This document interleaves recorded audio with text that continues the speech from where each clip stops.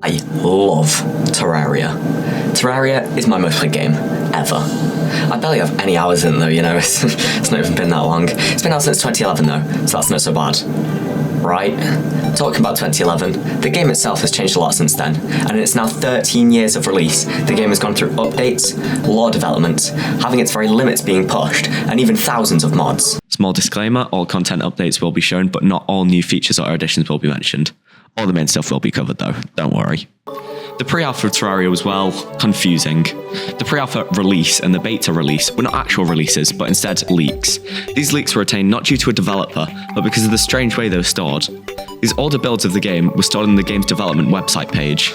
And due to this strange way of finding these old versions of the game, the exact date of the pre-alpha is unknown. However, it was sometime around the start of May 2011. In the pre-alpha of Terraria, there was no title screen and no biomes, and not really any game. You instantly spawned into an infinite forest, and once you went too far, you crashed. But wait, you can go into the caves, silly me.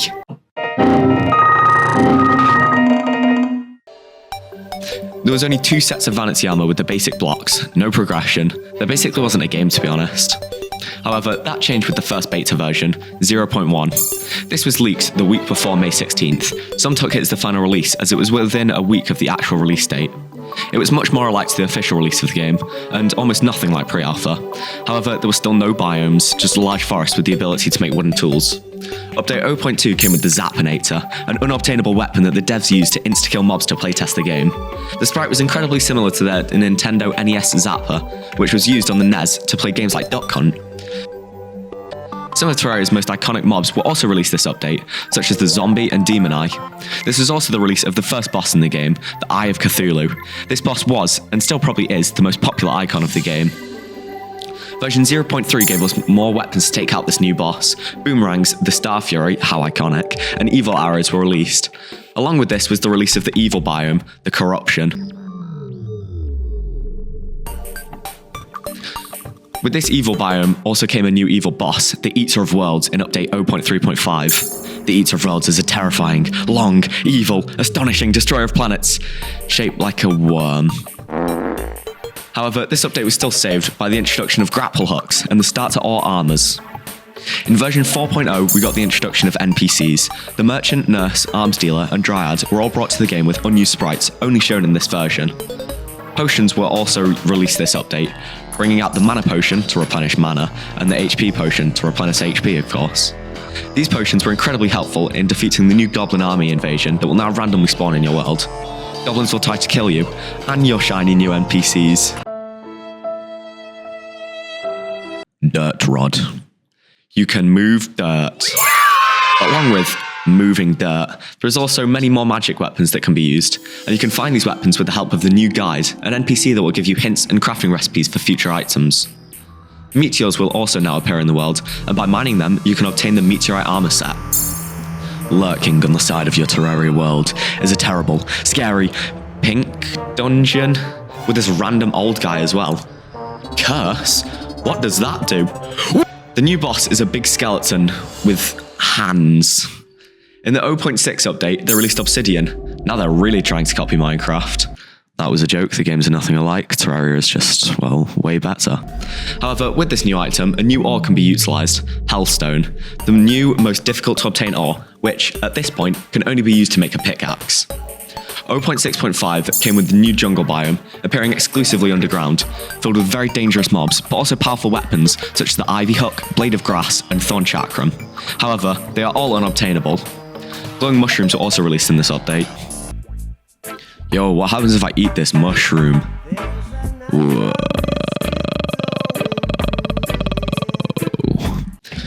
Version 0.7 came with smarter NPCs. They now go inside at night and can open doors. And now you can get hammers as well. Yay! The star cannon can now fire falling stars, and the jungle items from before, they're craftable now. Along with these jungle weapons, there's also jungle accessories, the Feral Claws and Anklet of the Wind. Hell is now updated. The Flame Lash, Molten Hamax, and Sun Fury are now in Hell, along with the new Hellforge, which is needed to craft Hellstone. Now the Eye of Cthulhu can randomly spawn in, and if all players die, it runs away, making the kill much more difficult. Hellstone armor is now in the game and obtainable, and Cobalt armor is the new armor set. However, it's still not obtainable. And now the intro theme has been added.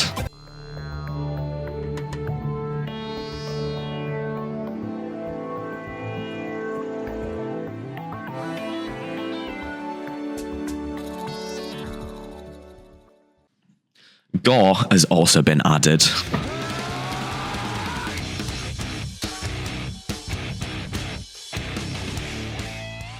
Then all of the jungle got buffed. That was the last update before the game was officially released by Relogic on May 16th, 2011. The first version the devs released was a very unfinished, buggy version. This was only released to calm the community from the atrocity of the beta version. A buggy, disgusting mess. Ugh. Version 1.0.1, the first update of the official game, removed the Zappinator. Rest in peace, the Zappinator. Version 1.0.2 and 1.0.3 brought sticky bombs. They stick. The jungle armor and wizard hat were also added. These are incredibly useful for what is to become the mage class. 1.0.4 added the next boss to the game, the King Slime, a massive slime with a ninja inside. Killing the King Slime will drop the ninja armor, which goes perfectly with shurikens. More jungle enemies were also added, and the jungle can now spawn above ground, so you have to fight them everywhere. The old man from the dungeon, he can be used in your own town to buy cosmetics now. 1.0.5 released potions and the buffs they give. You can also now fight demons in hell. Official classes are now in the game, giving specialized damage types for melee, magic, summoner, and range. With these new damage types in, another type of hit, critical hits, were also added. The goblin army can be spawned in manually with the use of the goblin battle standard. 1.0.6, you get the sawmill as well. Yay! The next update is version 1.1, the largest update for Terraria at this time. The first edition is 4 new bosses, the first being the Wall of Flesh, fought in hell after sacrificing the guide. After defeating the Wall of Flesh, you now unlock a new part of the game, Hard Mode. With this, the 3 other bosses can be fought. What's that?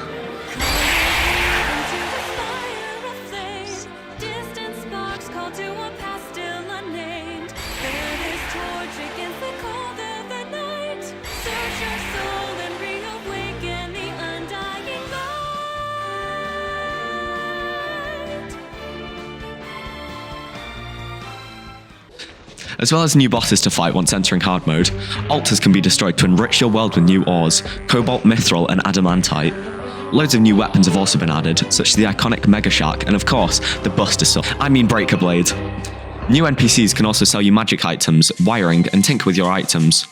These come from the Wizard, Mechanic and Goblin Tinkerer respectively. The Goblin Tinkerer, whilst adding prefixes, giving small buffs to your items, can also sell you the Tinkerer's Workshop. This allows you to combine accessories to make powerful items, such as the Frostspark Boots, which combines the Hermes Boots, Rocket Boots, Anklet of the Wind, Aglet, Spectre Boots, Ice Skates and Lightning Boots. That's a lot of items you might say. It gets so much worse. An opposing force to the corruption is now on the map also. The Hallow is a force of good, filled with pixies and unicorns. Pasa verga, pero yo no sé curar con él, güey. Pues no hay pedo. Oye, loco, ¿qué es lo que se ve ahí atrás del palo, güey? ¡Eso, güey! ¡Loco, corre!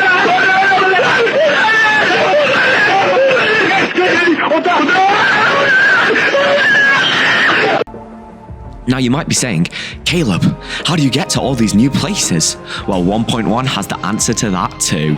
Wings, the new and permanent best accessory in the game. Granting flight, gliding, and no fall damage.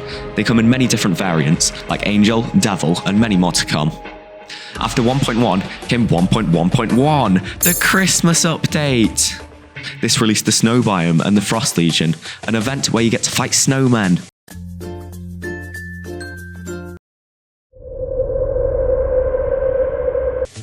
After brutally murdering a whole family of snowmen, you get to have Santa in your NPC town. 1.1.2 was a small update that gave those who bought the collector's edition an in-game bunny pet. Oh, look how cute it is. Oh, oh no, the other bunny. Ah, so cute.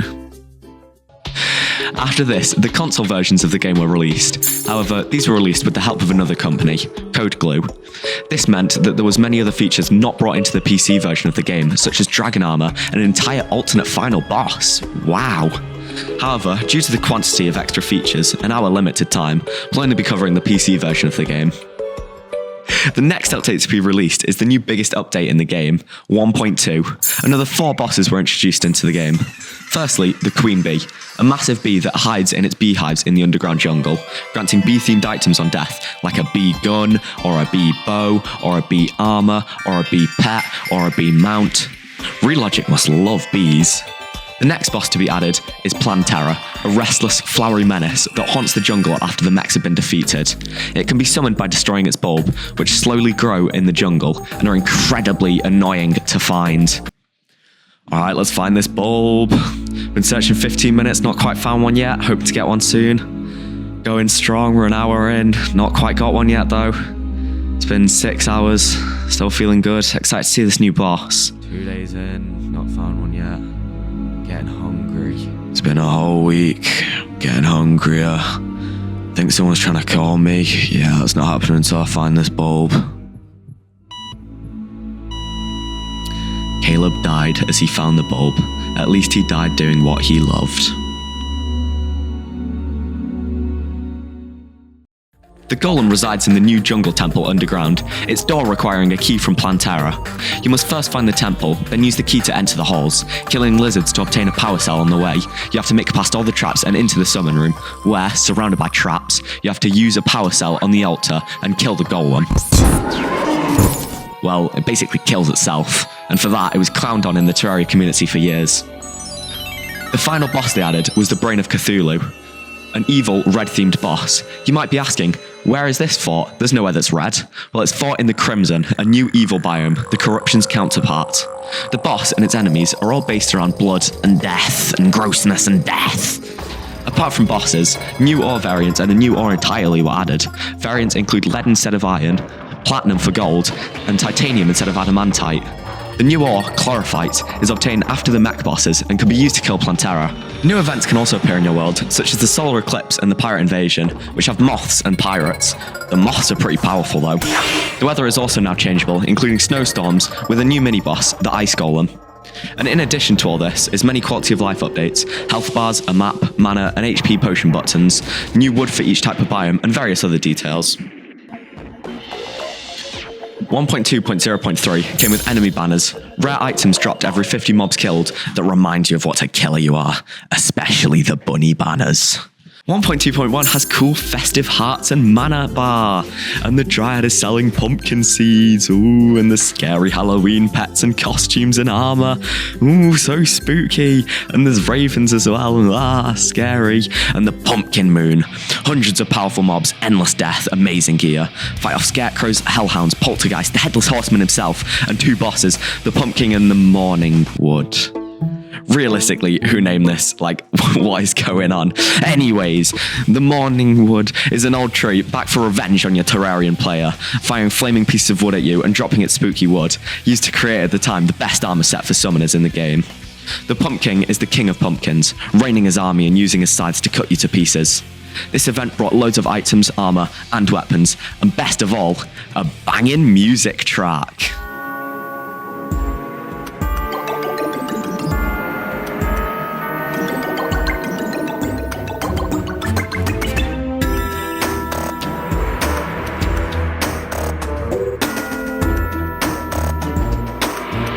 1.2.2 gave Santa more items. Ooh, and there's Christmas pets now. Yeah, skip this. The Frost Moon, the Frost Legion on steroids. It's summoned with the naughty present after defeating Plantera. It's very similar to the Pumpkin Moon, just more difficult, and Christmas now. Now you're fighting zombie elves, gingerbread men, Krampus himself, and Yetis. This event has 3 bosses, the Everscream, Santa NK1, and Ice Queen. These bosses, consisting of a ruthless Christmas tree, Robot Santa, and the Queen of Ice, drop the most powerful weapons for the time, most notably the Razor Pine, still used today by mages to fight the final boss. If the event is beat, one day of Christmas can be held on the world, obtaining gift presents from Christmas-themed enemies. 1.2.3 brought new NPCs, the Travelling Merchant and Stylist. The travelling merchant visits your town every so often, selling changing goods each new time he visits. The stylist changes your hair and dyes it. It's a bit useless, to be honest. However, the goblin tinkerer stops scamming as much, saving you more money. If he's nice to you. 1.2.4 came with fishing. You now get fishing rods, bait, crates, and the angler NPC who gives you quests. The loot is okay, but it's fun to catch fish. Oh, very nice. Look at that fish. Oh, look at this one. Well, what is that? The new fishing boss, Duke Fishron, can be fought as soon as entering hard mode. However, you can only try to kill it. This is an incredibly difficult boss, many people at the time crediting it to be the final and most difficult boss. But because it can be fought so early, if done well, the rest of the game can be made a breeze with its drops, especially the bow it gives you, the Tsunami. The next update is 1.3, the brand new next massive game update. Town NPCs have been revamped, now avoiding and even fighting back against monsters. An NPC that really needs this is the new skeleton merchant, like the travelling merchant, but for underground. There are now new slots to put equipment such as pets, grapple hooks, and mounts. The Flying Dutchman has also been added to the Pirate Invasion, a giant ship that sails through the air and drops bombs on the player. However, the Martian Madness event is one of the main attractions, with many alien-themed bosses and enemies. The Martian Saucer is the main boss of the event, with some insane drops. The Influx Waver is a sword dropped by the Martian Saucer that fires a projectile that fires a projectile that fires a projectile, dealing hundreds of damage. The lunatic cultist followers now spawn at the dungeon entrance. Kill them and the lunatic cultist spawns in. It can teleport, summon spirits, and clone itself. Once killed, the lunar events occur. 4 pillars spawn across the map, all with impenetrable shields. Kill 100 of the surrounding enemies it spawns in to take down the shield and the pillar itself. As you kill them, your mind goes numb, you're overwhelmed by pain, otherworldly voices linger around you, and as you kill the final pillar, you feel an impending doom approach. The Moon Lord, the first official final boss of the game. It has the clear best drops in the game and unlocks the end game of Terraria. It drops the new best weapon in the game, the Terrarian, a yo-yo, the new type of weapon in 1.3 that destroys any enemy it touches. The Celebration is another drop that fires confetti. Wow, how amazing. You say, the Terrarian destroys any enemy it touches? Give me a harder challenge. Okay, here's Expert Mode. Everything made stronger, new phases for bosses, new drops, and what a challenge this is. 1.3.1 was the wiring update. Logic gates, conveyor belts, gem locks, coloured wires were all introduced. You can party now! Parties with the party girl naturally occur. All can be created at the party centre bought off of the party girl. You can also select the world evil you want now as well, corruption or crimson. The desert is now much more lively in 1.3.3. Sandstorms with new enemies like sand sharks now spawn in the desert. The Sand Elemental is a new mini-boss that spawns during these sandstorms in hard mode that drops forbidden cores, used in making various sand items and weapons like the Spirit Flame. Dungeon Defenders is now in the game, with the Old One's Army event and the Tavern Keep NPC. Do the Old One's Army event, get Defender medals to spend with the Tavern Keep, buy Etherean armor and Sentry summons. With the Monk set, you can now become bald. Hey, this is pretty easy. What even are those goblins? A drag! The new dragon boss, Betsy, is found at the end of the Old One's Army event. It drops many good unique weapons like the Betsy's Wrath that reduces enemy defense. 1.3.5 brought more furniture to Terraria. In Expert Mode treasure bags, developer sets can now be found. A 1 in 500 chance grants you a set of vanity, wings, and sometimes an extra item, like a yo-yo, die, or weapon. Along with recognition for the developers, Chippy Gaming, real name James, a YouTuber based on Terraria, now has a clothier named after him. Terraria's last update ever, 1.4, the Journey's End update. 2 new modes were added, Journey Mode, the easiest of them all, and Master Mode, Terraria's hardest challenge. Journey Mode allows for easier bosses, a difficulty slider, time control, item fabrication. It's basically Terraria's creative mode. Master Mode has the same AIs as Expert Mode, but with more HP and more attack. However, the unique drops, instead of being wildly powerful like in Expert Mode, are decorative. The Empress of Light is a giant pixie, fought in the Hallowed, and a very difficult challenge. It's bullet hell for any person trying to beat it. It also has a daytime variant that insta-kills you, no matter what. It's the hardest challenge in the game. However, if beaten, you're rewarded the best summon weapon in the whole game, the Terror Prisma. Another hallowed boss was also added, the Queen Slime. It's a stupid boss from a stupid crystal, and it's got stupid drops, and no one likes it, and it's stupid. Whips were also introduced, a summon weapon variant. Hit an enemy, your summons target it, and receive buffs for that enemy. They are amazing, but they are annoying to listen to.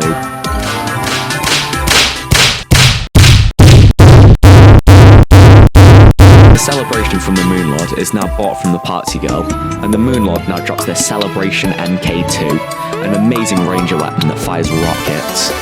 Another weapon, now obtainable, is the Zenith, a sword formed from the enchanted sword Beekeeper, Star Fury, Seedler, Horseman's Blade, Influx Waver, Star Wrath, Meowmere, Terrorblade, Muramasa, Blade of Grass, Blood Butcher, Volcano, Night's Edge, Excalibur, True Night's Edge, Crew Excalibur, and Copper Short Sword. I told you the crafting trees get worse, but just you wait still. Just you wait. The Zenith is the best weapon in the game, undisputed champion of damage, brutalizing any mob or boss in the game with ease. More new features are the bestiary and pylons. Make NPCs happy, get pylons. Kill enemies, unlock the bestiary. The secret luck stat is now introduced also, which is affected by torches. Secret world seeds are now in the game as well. For the worthy, which makes the game more difficult. The birthday or drunk seed that makes your world stupid, and the not the bees seed that makes your world a bee. And that was the last Terraria update ever. Apart from the Torch God is now in the game in 1.4.0.5. The devs must love torches with all this that they're doing. Also, it's a useless boss if you can even call it a boss. And that was the last Terraria update ever. Except for 1.4.1 that introduced the Princess NPC, obtained after every other NPC is in your town. The Vanity Contest winners, where fans had to make their own vanity sets, were also introduced into the game. And that was the last Terraria update ever. Until 1.4.3 saw the crossover with Don't Starve together. The Deerclops boss from Don't Starve now spawns in at midnight during a snowstorm. This boss has some interesting drops, like hands. And that was the last Terraria update ever. Until 1.4.4 released loads of quality of life and balance changes. Slimetown pets are now in the game as well, and there's 8 of them that can be found across the world and can be obtained in many different ways. The Shimmer now spawns in at one of the world's ends. Throw items in to transmute them or decraft them.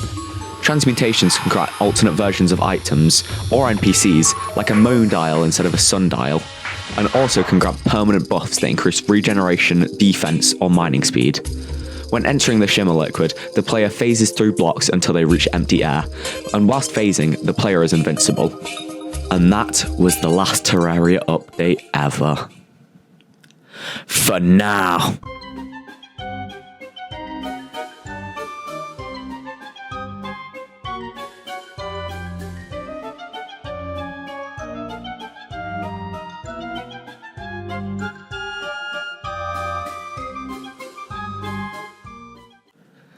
And that was the entire update history of Terraria, from all the way back in 2011 to now. So you may be wondering, how do these updates have any connections to each other other than, oh, it's funny and cool, so yeah. Well, my friend, let me tell you.